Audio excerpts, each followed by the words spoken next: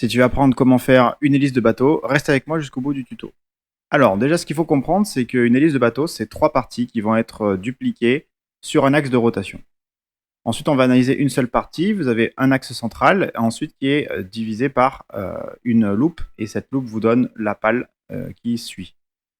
Au début, ce qu'on va faire, c'est créer la partie centrale qui va nous permettre ensuite de faire apparaître la pale sur la partie centrale, donc notre axe, notre moyeu. On peut éditer le profil qu'on veut et surtout on va utiliser un outil de révolution qui permet de faire tourner ce profil sur 120 degrés puisqu'on veut un tiers de 360 degrés. On l'ajuste correctement pour qu'il puisse après être répété correctement 3 fois dans la rotation Z.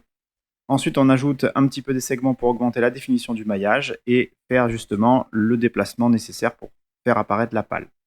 Une fois que la pale est extrudée, vous pouvez la modifier un petit peu à votre guise, modifier complètement son style, sa hauteur, sa largeur, son axe.